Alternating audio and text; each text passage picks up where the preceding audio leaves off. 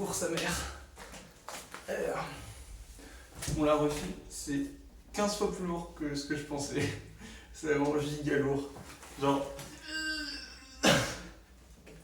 sans déconner, ça doit peser dans les 30 kilos, c'est incroyable. Bon, on va essayer de le déballer.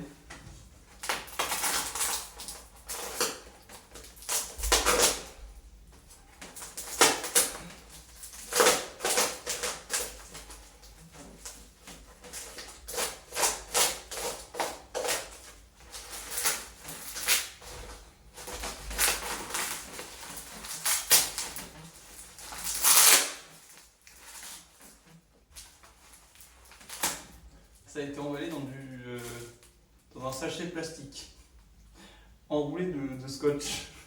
C'est trop bizarre.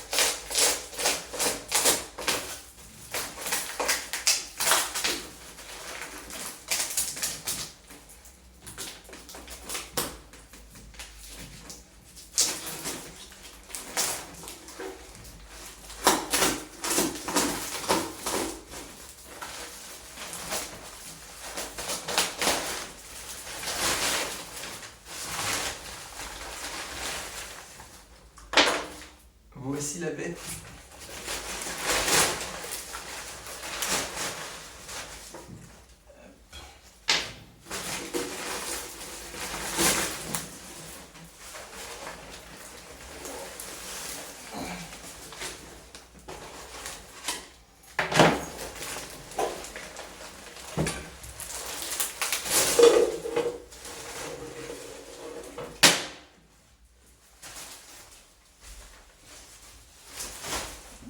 Le premier truc que je peux vous dire, c'est que il y a une odeur, ça pue ce truc, c'est horrible. Donc, on va faire le tour du propriétaire. On a les petits endroits où poser nos pieds, la roue qui est normalement motorisée. On a une petite poignée pour pouvoir le transporter, ça peut être bien pratique, comme ça. En vrai, comme ça va. Et ça s'appelle un surf wheel. Alors, premier truc qu'on peut remarquer, c'est que ce truc là tient pas. C'est en caoutchouc bizarre, mais ça tient pas. Que c'est déjà un peu pété. Donc bon, ça c'est moyen. Il y a des sortes de petits carénages là, moches, transparents, je pense que je les virerai. Je mettrai autre chose. Avec mon imprimante 3D. Donc on va voir l'autre côté. Donc là on a le petit bouton d'allumage avec la prise XLR pour pouvoir le charger. On a le chargeur qui est fourni avec. Ah, et ça je pense que c'est la vis pour faire tenir le caoutchouc. Ouais, c'est ça. C'est censé être là. Bon, de toute façon on va le dévisser. On va voir ce que ça donne. Ah, c'est cool. Il y a marqué le voltage. C'est 57,6 et le moteur c'est un 300 watts en fait. Sur le site c'était marqué 500 watts. Ouais. Ah, du coup, ça va aller beaucoup moins vite. C'est marqué vitesse max 18 km/h. On va voir si on peut pas avoir un petit peu plus. Parce que je vais mettre un vesque un peu mieux et puis une meilleure batterie. On va voir ce que ça donne. Mais la vache, c'est lourd sa mère.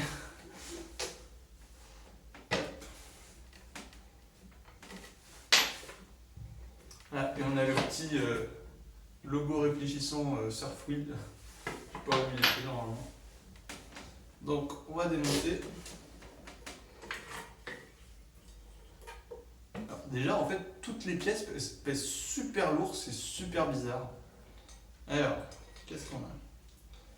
On a ce truc-là, ça doit être un buzzer, je pense. Je veux pas trop. Ah, je sais pas si c'est. Je sais pas en fait. Hop. Qu'est-ce qu'on a d'autre? On a des petits câbles. Donc ça, c'est les câbles du moteur, je pense. Et ça doit être les câbles pour le gyro. Je pense qu'il faut retourner.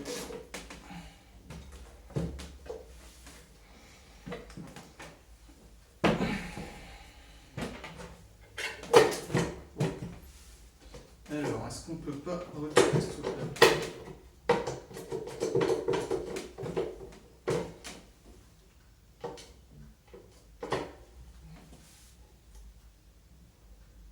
Ah. Ah, ça c'est trop nul. En fait, ils ont planqué. La raison pour laquelle c'est pété, c'est qu'ils ont planqué les vis pour l'ouvrir. Donc là, il n'y en a pas. Là, il est vissé. Et là, il n'y en a pas. Déjà, il manque des vis.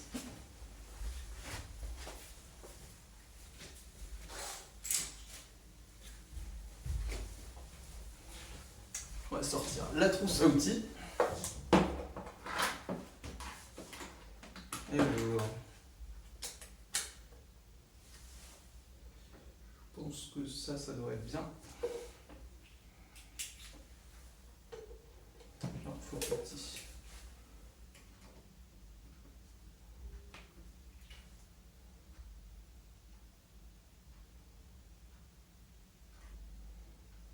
On va essayer que ça.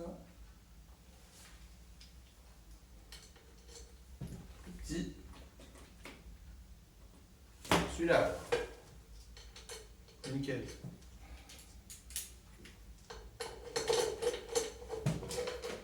Bon, il est déjà parti. Il reste que celui-là, je pense.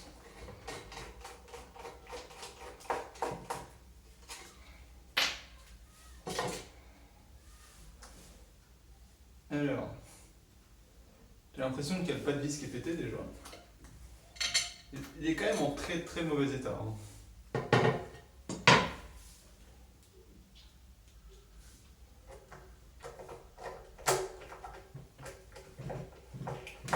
Non, ça va, le pas de vis, si on peut avoir bon.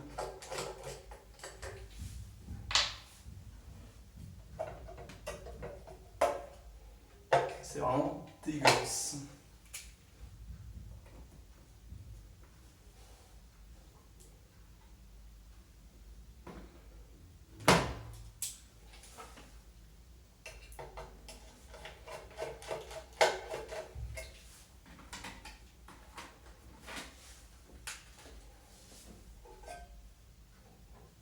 Il y a ça qui est vide.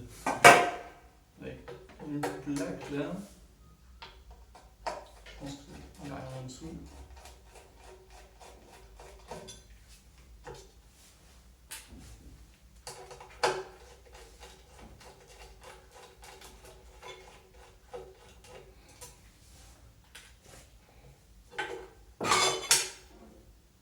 La plaque est partie. Alors, du coup, on a cette prise là. Alors, je pense que du coup. Je sais pas en fait. Ça, à mon avis, c'est les prises pour alimenter le moteur. Et ça c'est peut-être pour avoir les informations gyroscopiques du moteur. Je pense que c'est ça. On va voir de l'autre côté. Alors.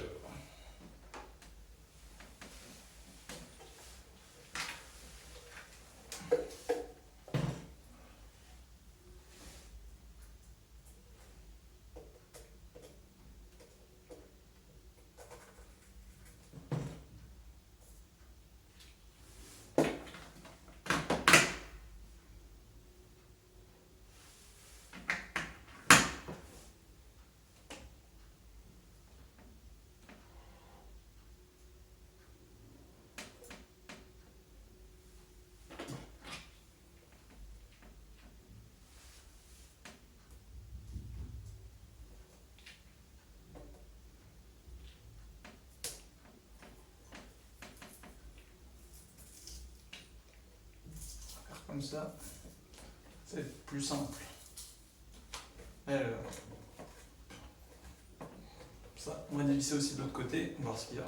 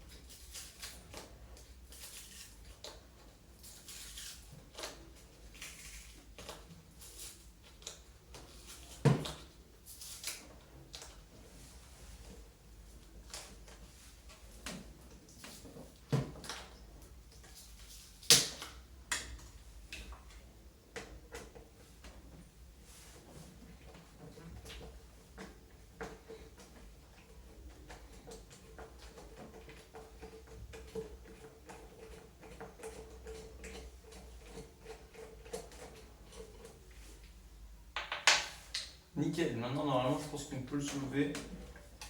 Ouais.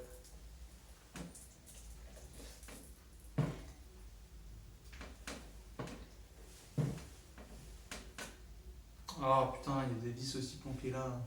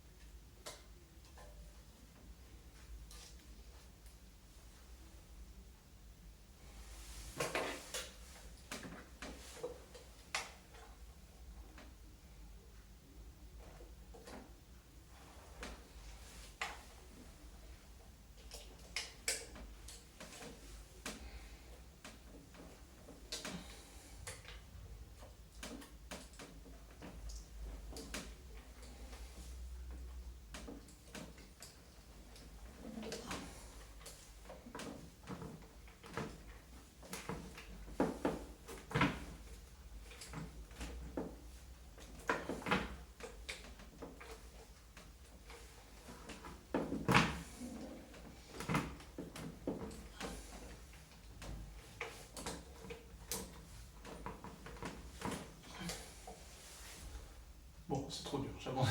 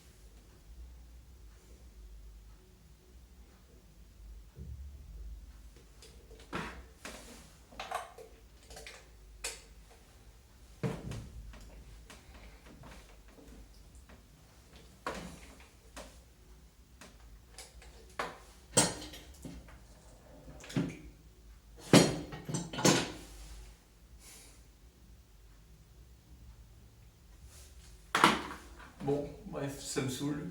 J'arrive pas à l'ouvrir de ce côté-là. Genre la vis, elle est super dure à tourner. J'essaie de vous montrer.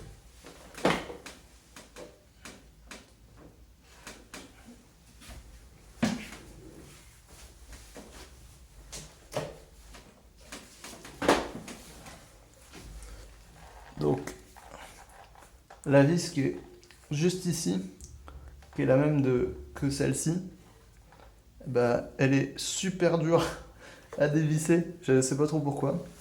Mais bon, au moins, vous pouvez voir à l'intérieur. Le seul câble qu'il y a qui sort, c'est celui-là, dans lequel il y a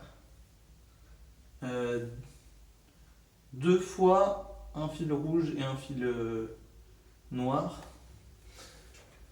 De l'autre côté, il y a ça qui sort. Ces 3 fils là, je pense que c'est l'alimentation du moteur, il doit être brushless. Et ces pins là, et ça je pense que c'est pour le gyroscope, pour savoir comment est-ce qu'il est, dans quelle position il est. Et ça du coup c'est pour dire au moteur l'alimenter et lui dire à quelle vitesse il doit aller. Du coup voilà, je vais vérifier quand même avec la prise XLR et un multimètre, on va tester ça.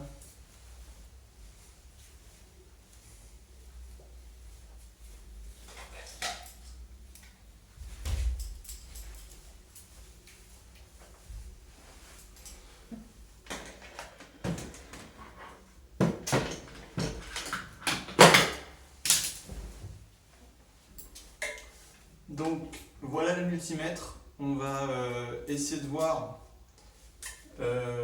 où va la prise XLR, si jamais c'est dans ces fils là ou alors dans ces fils là.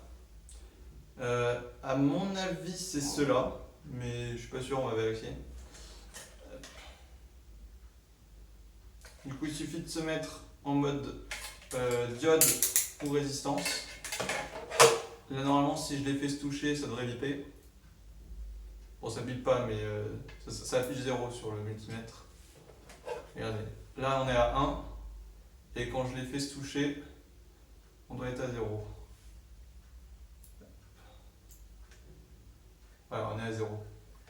Du coup ça nous permet de voir quel fil est relié où.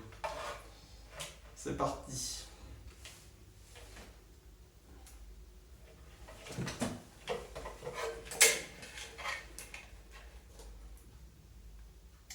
Ok, donc ça n'a pas l'air d'être relié là. Non plus. Non plus. Non plus.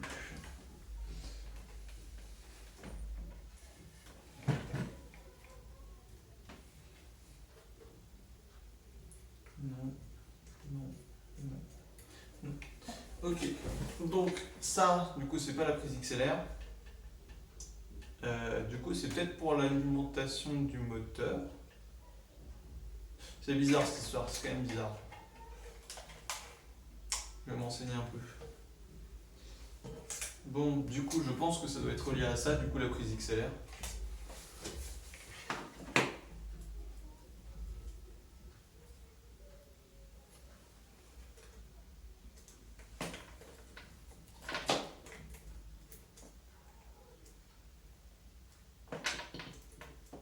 Alors, non plus. C'est un peu bizarre.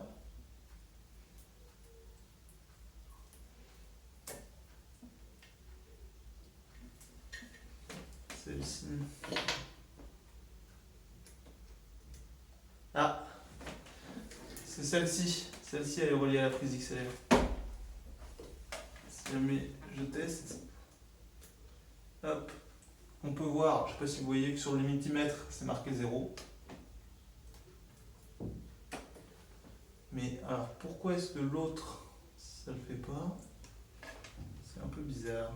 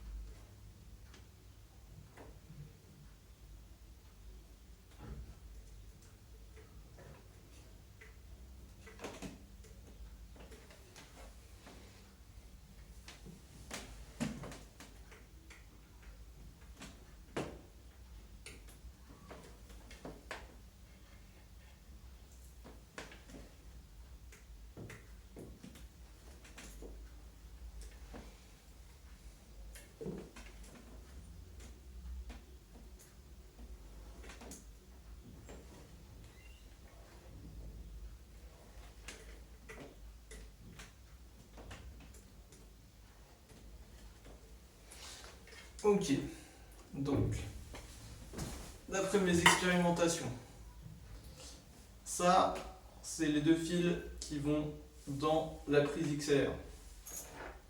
Vous voyez, il y a... Mais le truc, c'est que dans la prise XLR, il y a 3 câbles. Et donc, le dernier, je ne sais pas où est-ce qu'il est relié. Parce qu'il y a celui-là qui est relié à un des fils, celui-là qui est relié à un des fils. Mais du coup, le dernier fil, ça a l'air d'être relié à rien. C'est un peu bizarre. Je vais regarder si je peux pas récupérer le signal dans un autre câble.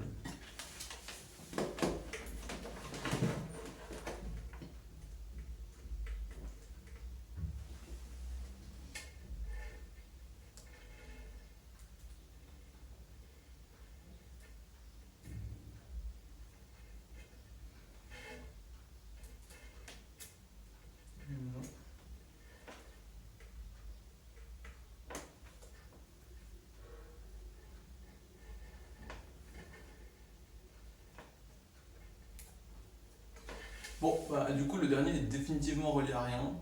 Peut-être que c'est pour apporter un autre voltage, ou alors c'est peut-être la prise terre.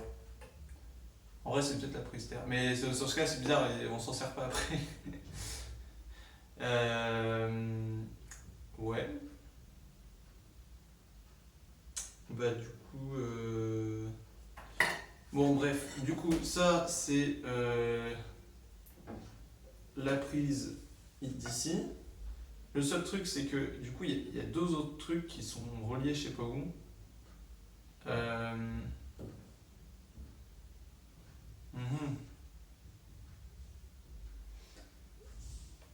Donc ces trucs-là,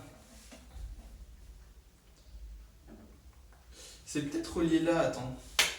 Si jamais je fais ça.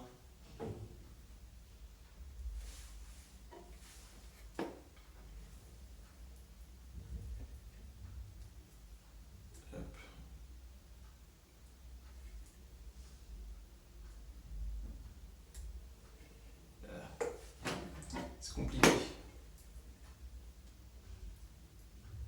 Oui. Là, c'est relié.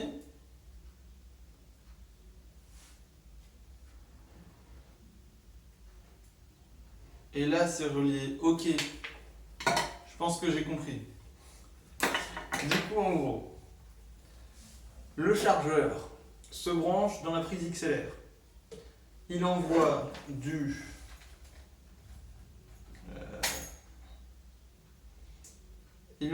67 volts à 1 ampère dans ces câbles-là. Enfin, en gros, ça rentre dans la prise XLR, ça sort ici.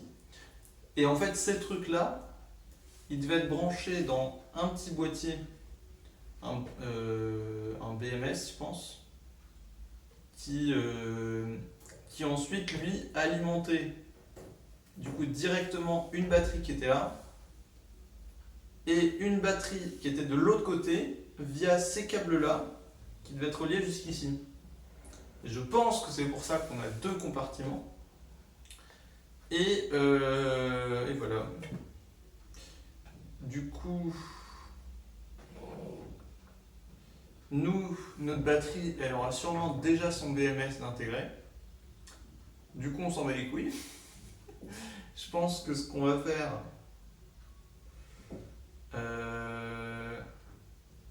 Oui, en plus, je crois que c'est la temps... Attends. 67 volts. C'est qu'on doit avoir une batterie de 59 volts qui est du coup est chargée à 60 volts parce qu'il faut toujours recharger, faut toujours mettre un voltage un peu plus élevé pour que ça l'alimente. Du coup, nous, ce qu'on va faire, c'est qu'en fait, on va court-circuiter les deux. Du coup, on mettra ça comme ça comme ça. Comme ça, le 68 volts qu'on envoie ici, il se retrouve directement ici, avec le beau petit câble qu'on pourra directement du coup brancher à notre batterie. La batterie, elle sort sur le VESC. Parce que ça, c'est le câble de chargement, mais après, il y a un autre câble qui sort de la batterie qui alimente. Le câble qui sort de la batterie, il alimente le VESC. Le VESC, c'est le contrôleur qui permet de gérer la balance et qui contrôle en fait qui relie un peu tous les composants. Le VESC, du coup, il reçoit l'aspect gyroscopique du moteur sur ces broches-là et il envoie les commandes et la puissance au moteur via ces broches-là, vu que c'est un brushless. Du coup, moi j'aurais bien aimé tester le moteur, mais vu que c'est un brushless, je peux pas le tester avec mon aline de labo. Du coup, on va attendre. Du coup, ce qui nous manque, c'est la batterie et le VESC. Et après, c'est tout. C'est pas mal. Du coup, la batterie, il faut que ça soit une 59 volts. 59 volts, je vais faire le calcul.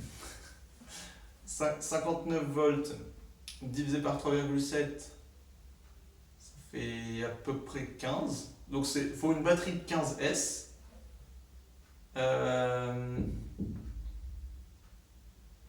Qui supporte une décharge de 10 ampères, vu qu'on... non, moins, vu que c'est un 300 watts. Du coup... Ouais, du coup, moins ça va.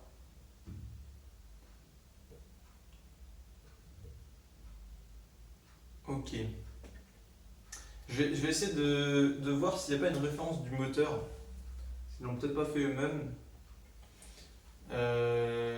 Du coup, il faudrait, je pense, à peu près 7 ampères de décharge. Du coup, il faut une batterie qui rentre dans l'espace qu'on a là. Parce que c'est pas gigantesque non plus. Qui fait du 15S à 7 ampères. Enfin, ça peut être plus, hein.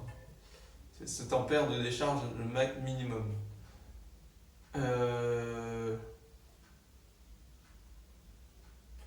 Plus elle aura de milliampères heure, bah mieux ce sera, plus elle va durer du coup longtemps. Moi j'ai pas besoin de beaucoup, surtout que par contre je vais en prendre qu'une seule, donc bon. Ensuite, ce qu'il faut, c'est le BMS. Le BMS, il faut qu'il supporte 300 watts. Et donc à peu près 30 ampères. Et voilà. Et ah oui, il faut qu'il supporte gyroscope. Gyroscope, brushless.